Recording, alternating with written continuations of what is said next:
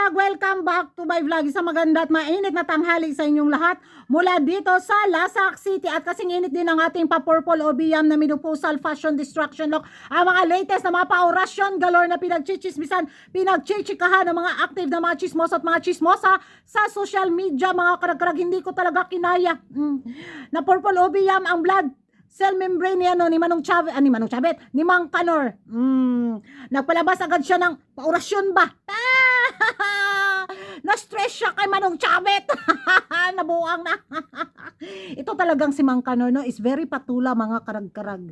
Pagbukas ko talaga, dahil nagre-relax nga ako kasi day off ko ngayon hanggang bukas, so sa Monday na naman yung kuratsahan ko sa ating Chismis with a Cause sa bahay ni tatay. Kaya habang nakahiga ako, nagmuni-muni sa aking mga ganap sa buhay. Ay!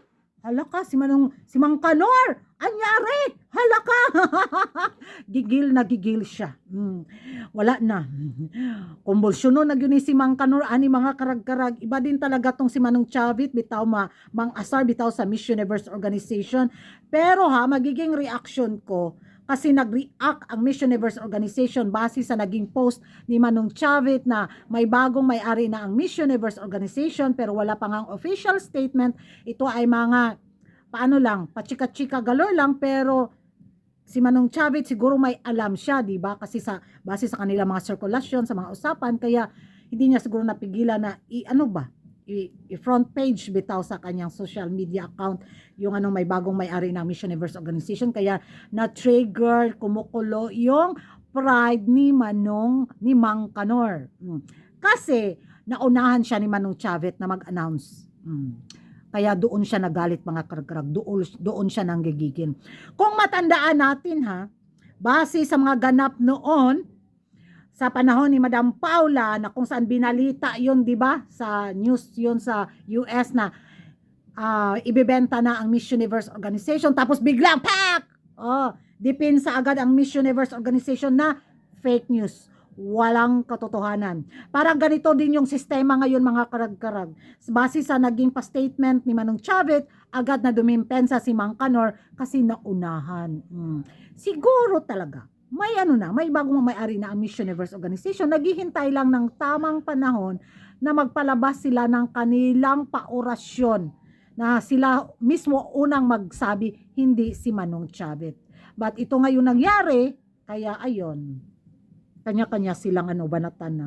Sila, mga karag-karag, kung hindi daw matuloy na ibenta ang Miss Universe Organization, tagilid na daw ang placement ng Pilipinas sa Miss Universe pageant. Dahil sa panggagalaiti ni Mang Kanor. Ganon. Pero kung nabili na nga sa ibang may-ari ang Miss Universe Organization, well, very, very, very good news. Pero kung hindi man, very, very bad news sa ating magiging representante ng Pilipinas. Grabe yung banat ni Mang Kanor, As in, mangarap pa kayo. Mangarap din. Pero nga talaga ito si Mang Kanor kung lalabas yung katotohanan. Kasi hindi naman siguro magpapalabas si Manong Chavit ng ganong pa-statement kung wala siyang nalalaman mula mismo sa loob. Diba? Kasi parang, ano to? So, yung paglabas niya ng statement na ganon, so, 50-50 talaga or wala na talagang chance na makuha niya ang Miss Universe Organization. Kaya, Mang Kanor, kaya pa ba? Inday Fatima, kinabahan na ba? Yun yung magiging reaction ko dahil naaliw ako sa kanilang mga patsutsada bitaw sa social media dahil pa yung mga bata na walang inagawa ng lollipop bitaw. Para bang, uy, pastilan.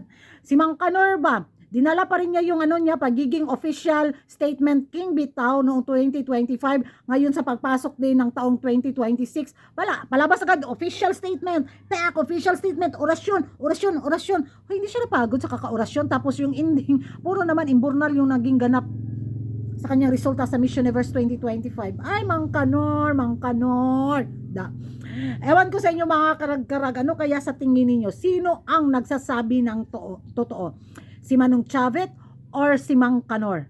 Pero para sa akin kay Manong Chavit ako, mga karag-karag. Kasi hindi siya magpapalabas ng ganong statement kung wala siyang nalalaman. Di ba? Like Madam Paula noon. Kaya, mag-ingay tayo sa comment section kung hindi ka pa nakapag-subscribe sa YouTube channel ko. Don't forget to like and subscribe Kuragan Karag and hit the notification bell para updated kayo sa mga latest kaganapan at late na intriga sa mundo na beauty pageant. And bye-bye!